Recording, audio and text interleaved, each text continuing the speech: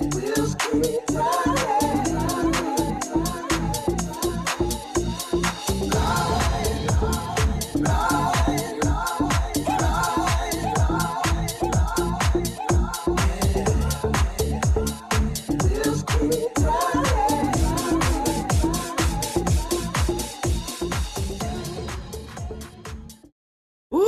morning, beautiful people. Welcome back to the second hour of LoveBabz, LoveTalk. I'm Babz Rawls-Ivy.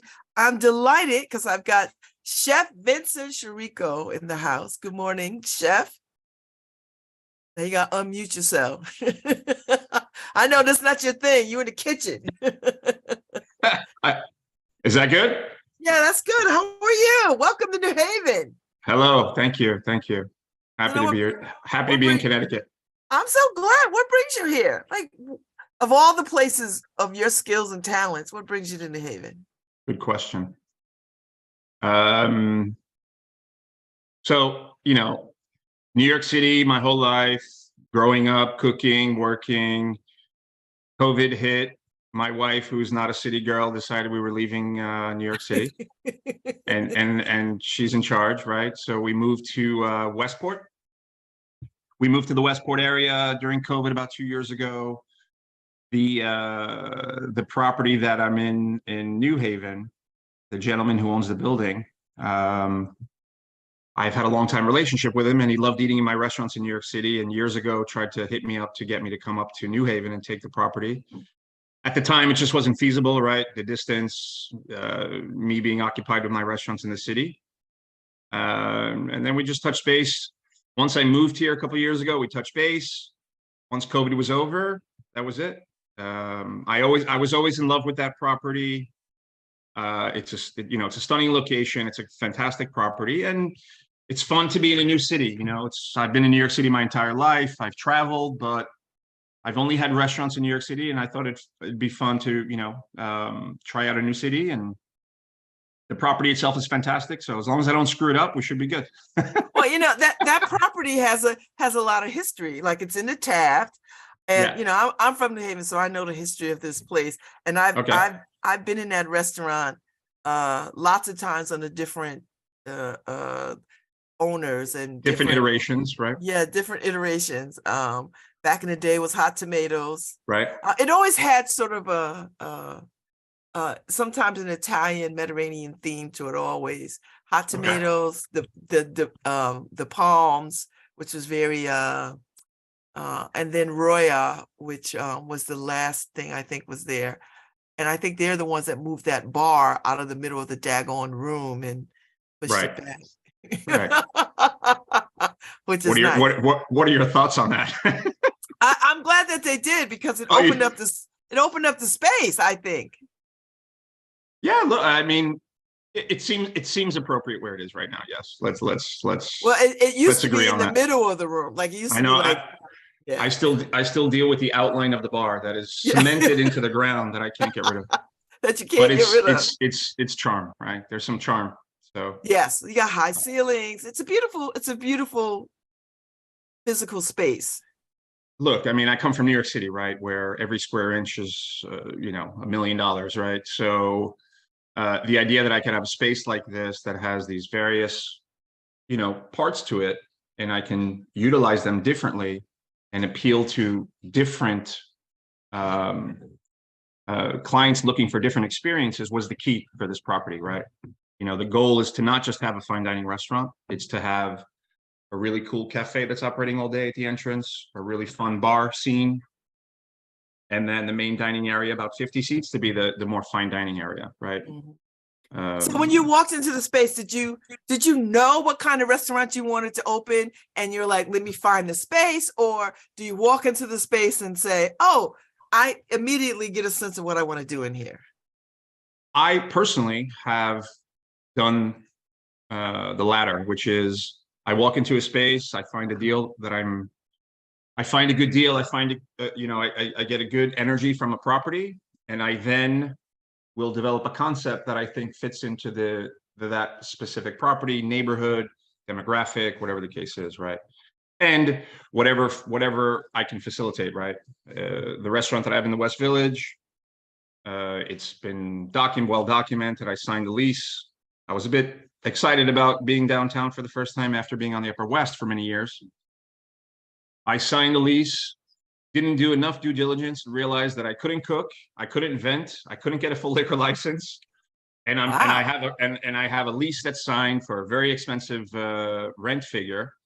And here I am now trying to figure out what am I going to do with this space. So that was quite a episode of about a year and a half trying to figure out what to do with a space where I can't ventilate, right? So you can't ventilate, can't cook on gas, and can't get a full liquor license, And so from that was born a pretty cool restaurant, Course NYC, where we cook on electric only.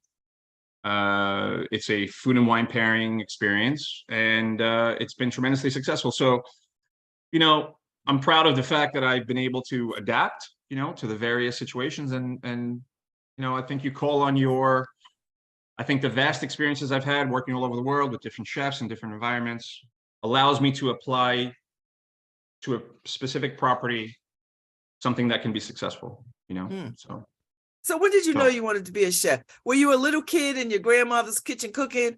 Like, how did you come to cooking? And then how did you transition into cooking and creating a business out of it? Right. Long story short, I grew up with my grandmother, spent a lot of time with grandma. She was, still to this day, my favorite human,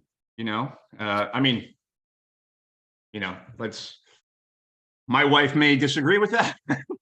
But I had an amazing I had an amazing relationship with my grandmother, right? And so my grandmother I'd stay over her house more times than not, escaping my crazy Italian dad who drove me nuts. And she would literally have a tomato, these are not rich people we're talking about, right? She would have a tomato, some spaghetti, an egg, and the next thing you know, I have this amazing meal in front of me, right? So I suspect there was some inspiration from that. And then, when I was 13 or 14, literally, I wanted to cook. Really? I hated school. Hey, buddy. I hated school. This is Waylon. Hi, Waylon. Sorry about that. That's all right. That's my boy. I really hated school. I didn't do well academically. It just wasn't my thing. I was always sort of a hands-on type kid, I think. And when I was 13 or 14, I wanted to be a chef. And I literally called New York City, all the cooking schools, and said, hey, I'm 14 years old, but I want to come to your school. Can I? And they said, no, absolutely not. You cannot come to our school until you have a GED. So I went through the motions of high school. Didn't do very well, but got my GED. I didn't actually know. I graduated from high school, barely. Had the diploma. Had to break it to my dad, who is a very old-fashioned Italian dude who has his own business that I grew up in, which was a meat market, family meat market, which is still exists 56 years later, right? Even after my dad's passing. So I grew up in that environment of food too, in this meat market, working on the weekend with dad and my uncles and my cousins. But I had to break to my dad that I'm his only son and I don't want to take over his business, right? And for an Italian pop who's an immigrant, that was a tough go, right? So 2-3 years of him not talking to me, being upset. I was gonna say there must have been some. I can't talk to you right now, son, because it was breaking my heart. Yeah. So just about when I turned 17, 18, he finally caved in and said, all right, you know what? You want to be a chef? Let's just do it. So enrolled in school and just went after it, and didn't love cooking school either, to be honest. But went through the motions to get through it. And when I was about 19 and a half, I walked into Aquavit. Oh my goodness. Yeah. So before Marcus was the chef, actually. I walked into Aquavit. I was about 19 and a half. Just saying, back in those days, you looked at the daily news for jobs. There was no Craigslist. There was no, internet wasn't really a thing as much. And you would look at daily news, you would see a job posting and you'd literally walk in and say, hey, hi, And I got hired on the spot, which was a minor miracle, right? Because I didn't have much cooking experience. But you could do that in those days because I was a culinary student. So I remember, like I interned at the Waldorf, right? So I interned at I was a young kid, I'm pretty much around the same age as you were. And they just let you do it. Well, look, like today, right? I mean, a young person walks through the door, your eyes light up because you're like, high energy kid, low cost, right? You we're not going to pay this person a lot. And, they're either going to last a week or or this is going to be their thing. Right. So I started there. And literally my first 3 months in a New York City restaurant for the first time in my life, Marcus Samuelsson was right next to me cooking. Right. So he and I were actually cooking together. He was a sous chef at the time. Right. And, it's well documented that about 6 months later, they gave him the reins to be the chef at Aquavit in that beautiful historic building with, the Rockefeller building that had the waterfall on 54th Street. And he became the chef. 2 months later, we got 3 stars from the New York Times, Ruth Reichel, and all hell broke loose. I mean, we went from doing 30, 40 dinners to 175 dinners with this small team in a small kitchen. The restaurant itself was beautiful, but the kitchen was very small, right? But we went from doing 30, 40 covers to 170 covers a night for like 6 months, right? So that was the real test, do you really want to do this? Is this what you want to do? And I just loved it. I loved the pressure. I loved the intensity. It was just my thing. So yeah, you have to love the pressure. Yeah, you have to, timing and so forth. You have to like the adrenaline, and I'm not an adrenaline junkie. I don't like fast cars. I don't like to fly, which is weird because typically guys like me like that kind of stuff. I'm not into, high adrenaline, like jumping off building type stuff, but roller coasters I don't do. But in the kitchen, that adrenaline is what I love, and so, yeah, it just started there, and Marcus was a huge mentor for me because I was a young kid, really didn't know still finding my way, right? I was a New York City kid. I sort of, I wouldn't say I was a bad kid, but, I was a New York City kid with sort of a New York City attitude, and it took several mentors to, to beat me down to get to the place where I was when I was about 30, I mean, my 20s, I spent Marcus Samuelsson, Rocco DiSpirito, Daniel Boulud, Jean-Georges, all these guys, right? Working in France, working in Sweden, working in Spain. And, you decide, hey, if you really want this, you look at these guys who are successful and you sort of emulate them, I mean, I was lucky. With my mentors, all, like all very serious, very, very passionate. To this day, I don't drink in my own restaurants, so there's a certain discipline that I picked up at a very young age from these guys, these mentors of mine. And, it served me pretty well. So sorry for the long answer. No, this is great. I mean, listen, this is a good answer. So when did you know you wanted to open a restaurant? Did you always want your own restaurant, or did that dream come later? Great question, right? And this is the $1 million question for guys like me and chefs like me, right? I mean, you go from a kid from Brooklyn, 19, trying to cook, trying to find my way to, by the time I was 27, 28, I had taken a chef job at 27, I think I was, my first like executive chef job. It was a restaurant on 57th Street. And look, it was more of like a nightclubby kind of place, but they gave me an opportunity to be the head guy, right? Which is kind of what you're after working for all these great mentors. You want to kind of do your own thing, creatively, etc. And they gave me an opportunity. Again, it wasn't a food first restaurant, but so Marcus and all the guys were like, what are you doing in this place? But I said, hey, it's my decision and I'm going for it. So, but what you realize when you are a chef working with ownership, it is a very difficult dynamic, right? Because as a chef, especially a young chef working in the restaurants that I worked, for me, it's all about food, right? I don't care about the bottom line. It's not, I mean, at that point in your career, it's not about bottom line. It's about becoming this, well-known chef, right? And whatever means necessary. So costs are not really something you think about, and obviously that dynamic with an owner who's there to get a bottom line and to sustain his business, which I understand now better. at that point is when you realize, okay, you know, I can't creatively wake up every day and cook food in conjunction with an owner who wants to make money. I need to wake up every day, figure out a formula to cook the food that I want to cook, but also sustain a business, right? And I knew right there, 26, 27, that I needed my own restaurant. And otherwise I would not continue to do what I was doing, you know, because the creative aspect, the passionate part of it was what dominates, right? And that's what dominates most chefs. And if you're lucky enough to find a formula where you can run a successful business, wake up every day and live your creative dream, I mean, what's better than that, right? So for anyone, not only chefs. So I went on this massive tear for 2 or 3 years, not knowing a thing about real estate in New York City, looking at restaurant, you know, I'm like looking at restaurant properties that in no way, shape or form I could afford or even had the means to do it. But I would just go look and educate myself on what it's like to lease a store, you know? And I remember dragging around the real estate brokers, and they're looking at me like this pretty young guy, like, you know, so you have investors, and I'm like, yeah, I'm all set, you know. But one thing led to another, and I found this, you know, through this, you know, pursuit, I found this location on the Upper West Side of Manhattan, 77th Street. It was a fast food place that had a beer and wine license.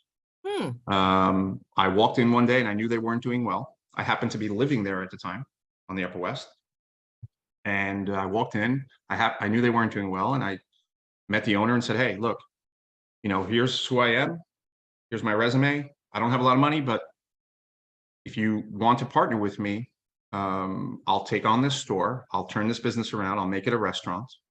And, you know, you can be my partner. Reluctantly, after 3, 4 months, 5 months of, you know, sort of going back and forth with this gentleman, he agreed. You know, he didn't really have much to lose. He didn't have much to lose, to be honest. You know, the business wasn't doing well. He had a lot of debt. So I proceeded to make the worst deal in the history of deals. Because, you know, at that point in your life, you're so enamored with having your own restaurant and doing your thing that you'll do whatever it takes. And it's New York City, right? Would you do it all again that way? Like, you know so much now. I would do it all. I mean, look, would I make a better financial deal? Sure. But the idea that I was, you know, 28, 29 years old with my own little restaurant that I built myself, and I had to figure it out, right? I didn't have investors. I didn't have partners. It was just me, right? Both on the creative side, but also on the economic side. So I don't think there's any better route, you know, to have gone to really learn how to balance. Like I said, the key thing is balancing the chefdom with the business person, right? And that's where a lot of folks that came up like me, who are very passionate about food and have a very one-track mind, have failed, right? They've tried to open restaurants, but they can't balance the idea of, okay, how do I make amazing food, but also sustain a business, you know? And that balance is key. So my restaurants. So how many restaurants do you have now? I have one in the city, and I had a couple of properties in the city. The first restaurant that I opened on the Upper West, which I was describing, went 16 years. So that in itself was, you know, was pretty awesome, right? I mean, Yeah, because that's a long time for a restaurant, I think. Especially for my first one, you know, and being a kid, you know, so that sort of set, you know, that gives you the confidence and the you know, the know-how and so forth. I then opened Course NYC down in West Village in 2016. I had a property in Industry City in Brooklyn, which is this huge Chelsea Market spinoff. I did something there for about 5 years. They changed plans during COVID, so I stopped, you know, operating there. And then Vi on the Upper West Side, which was my first love, my first restaurant, my first everything, where to this day, all my clients are still great friends of mine. I closed that just before the pandemic. You know, the lease was ending. The landlord, typical New York City landlord, didn't want to negotiate. And I just said, you know what, I just gave it up. You know, it was hard. It was a hard thing because that was my love, right? My first restaurant, the Upper West Side, my relationship with folks. But at the end of the day, at that point, I realized, you know what, you know, the rents are high and it's a challenge, right? And the landlord would just not budge. I had been there. Had been with him for 11 years. Wow. Paid a ton of rent. And I went to him and said, hey, and it's a small restaurant, right? You're talking 1,200 square feet. I'm paying 24,000 a month in total, right? Yeah. Between rents and tax and water, I was paying 24,000 a month. And so I went to him.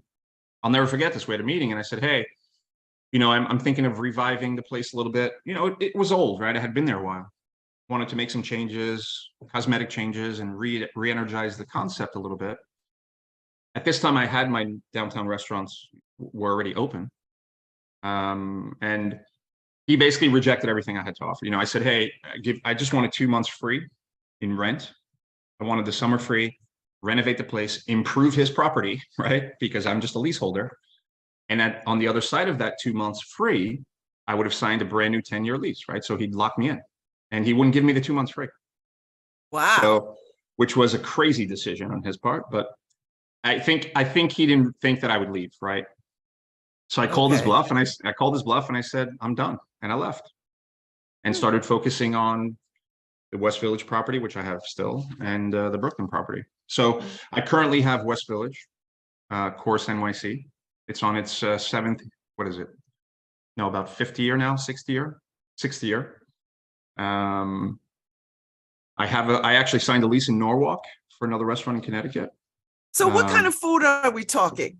I mean, is every restaurant different food-wise, or does it all have some connecting flavors, food, properties? Like, is it all very different? Like, if I walk into one, is it Japanese? Is it fusion Italian? Or that's a good question. A lot of people ask that. It's actually a hard question to answer. They're not.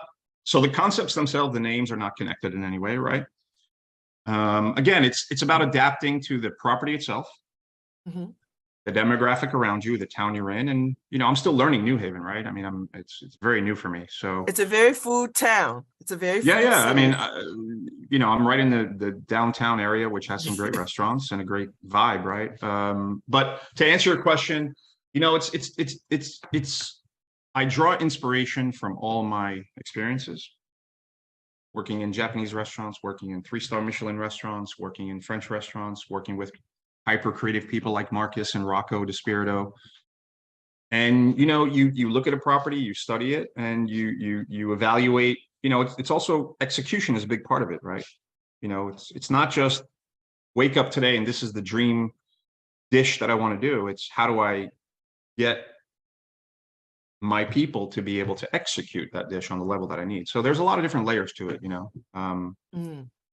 Chefs are, have to be pretty calculated to be successful and very, very strategic. And there's a lot that goes into, a successful restaurant. Look, there's many, many restaurants out there that are successful. And so people sometimes overlook how difficult it could be, but to be on a certain level that I would like to be on and execute every day on a certain level, it's an interesting challenge. But to answer your question, look, I love the simplicity of Japanese cooking. I love the flavors. I love, like I said, the simplicity of it, the freshness of it. But I'm also Italian and Mediterranean, and that's my heritage. And so it's you'll find hamachi and polenta on the same menu.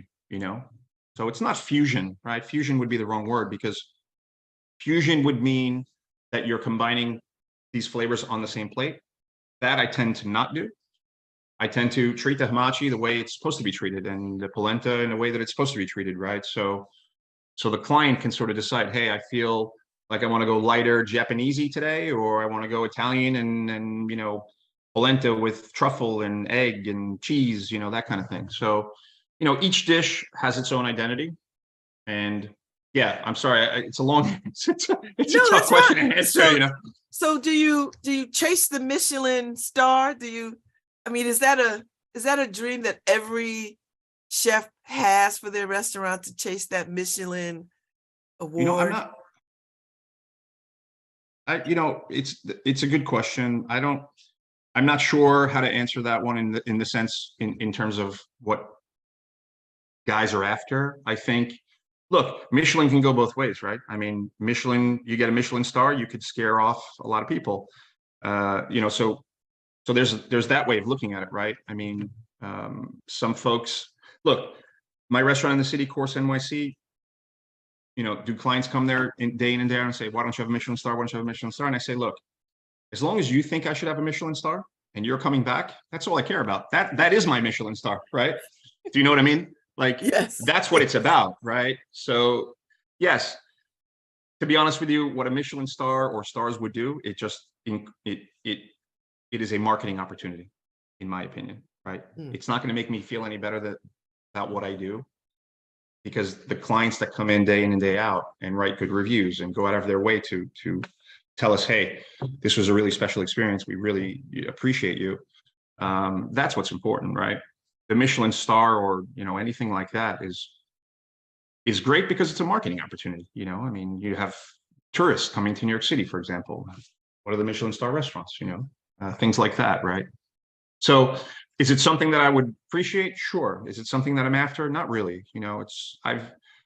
My restaurants, people know me in the city, the writers know me, but I've always been a little bit under the radar. I've always been like, mostly because I'm in my restaurants cooking, right? And it's rare that I do stuff like this. In my history, it's I'll have people call me, hey, do you want to be do this appearance or do that? And I'm like, I need to work, So, I mean, that's the reality, right? And so, yes, maybe I missed some opportunities to be a TV star chef, but well, you're pretty damn close. I mean, you're pretty close.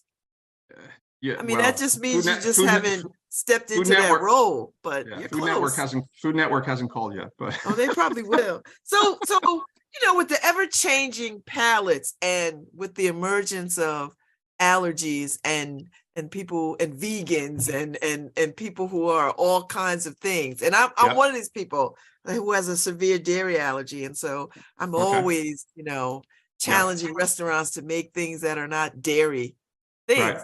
Right. Do you adjust to that kind of flexibility in your restaurants? With the changing palates and diets of folks. Well, look, it's going to be very specific to the property, right? I mean, Course NYC in the city is fully spontaneous experience. You have no idea what's coming to you, even when you're sitting there for dinner. So in New York City, at Course NYC, you've committed to $200 per person, food and wine, 2.5 hours. That's all we're giving you. We don't give you anything else. And trust me, that's a ride. talk about balance. Talk about balancing chef and business person. Talk about that balance in that restaurant is the ultimate challenge for that, because how many people call and say, hey, I'm coming in tonight with 6 people. We're really excited about your experience, but we have a few people who want to know what the menu is. And we'll say, I'm sorry, it's just not, we can't give it to you. And they'll cancel. They'll literally cancel their reservation. Well, can they say this person can't have this? Does that help? Like we are fully equipped in real time to deal with any allergies, not allergies, but like dietary restrictions, right? Mm-hmm. And we obviously, that's our selling point. Hey, we're a spontaneous tasting menu, but if you're vegan, if you're vegetarian, if you're, have allergies, we will accommodate you. Like we're not out here saying, hey, there's restaurants. You look at some restaurants in the city that are tasting menu on their website in bold, they say, do not accommodate vegan, vegetarian, pescatarian. Like they literally. Oh, I know. Right. And, I'm saying, wait a second, I mean, look, more power to them, right? If they can fill their restaurants, alienating all these people, good for them. But, no, look, to answer your question, I think in a traditional restaurant like New Haven, the Luke, you basically gear toward, a chef doesn't want to take a dish that he's created and tear it apart, right? He doesn't want to do, like, I don't want to do a polenta dish with mushroom and truffle without mushroom or without cheese or without, you know what I mean? But what you'll do, if your hospitality instincts are in the right place as a chef, which I believe mine are, and some chefs don't get that, is you'll come out and you'll have a chat and say, hey, look, here's the dish that I recommend for you based on your restrictions that you'll that I've created that you'll be satisfied by, that doesn't need manipulation, right? And in some cases, if you want something manipulated, like if you really want the white asparagus without the cheese, of course, we're going to give it to you, right? We're going to serve it to you. I mean, and that's the kind of stuff you learn. I mean, Danielle Boulud, one of my mentors, the guy I worked for, was like, he's the ultimate chef, right? I mean, he's one of the top chefs in the world. And, his mantra was hospitality first, right? I'm a hospitality host first, chef second. If a client wants to come in here and tell me, tear my dish apart into 3 pieces, but that's what they want, and that'll make them happy, you do it. And so, like I said, yeah, you draw on these things, right? I mean, when you have folks like that you've worked for that display that sort of flexibility, and then you have your own business, you'd be silly not to, learn from those examples, and so, yeah, like I said, you'll try to gear, my personal preference would be hey, this dish is perfect for you. Stay away from that dish, because if I take the cheese off this dish, it's not going to be as good, but yeah, there's vegan offerings now. I tend to cook on the lighter side to begin with. I don't use a lot of dairy. I don't use a lot of butter, except for a handful of dishes that's what the dish is about. That's what I like about Japanese cooking, right? When was the last time you went to a Japanese restaurant and had cream and cheese? It's just not what they do, right? Yeah. So the ability to embrace that and the freshness and the lack of dairy, butter, the ability to create great flavor without, doing it different than what the French style would be. French cooking, classic French cooking is about butter, cream, it's all the bad things. When I was in Paris, Chef Vincent, I ate vegan every day because they have tons and tons of vegan restaurants and patisseries, right? So I could get a croissant and I could get chocolate and I could get all the things. Well, at least they told you it was vegan. You never know. So tell me about the name. What is the Luke? Tell me about that before I let you go. Yeah, that's another great question because I've been in we've been doing business for about a month now. And 3 times a day a client will say, are you Luke? And without being rude, I say it's the Luke, not Luke's, right? So that should tell you something. But the point is, look, it's hard to name a restaurant, right? In this particular property, for the first time, I have a significant partner who, was the owner of the building, and he's an equal partner with me at least, right? And so I haven't had that before. I've been able to sort of wake up every day and say, this is what I'm going to do, right? And naming a restaurant's already difficult, but then when you have other folks chiming in, it amplifies the difficulty, right? So I had 20 names before the Luke, to be honest with you. And we wound up at the Luke because that was a suggestion. We sort of sent out a poll to friends of ours and said, hey, here's 20 names, vote on them. And we literally sent this out. A friend of mine who worked for Nielsen sent out this thing, and we had 100 people vote on which name do you like the best. And the French version of Luke was the winner, L-U-C, which I kind of liked, right? It's a little sexy. And my partner, who is a French guy, French Moroccan, said, no, that's not good for an American. For Americans. I said, what do you mean? They'll get it. He said, well, they won't be able to pronounce it. Said, okay, man. So what do you want to call it? So what do you want to do? And he said, well, let's call it the Luke, Luke, the American version.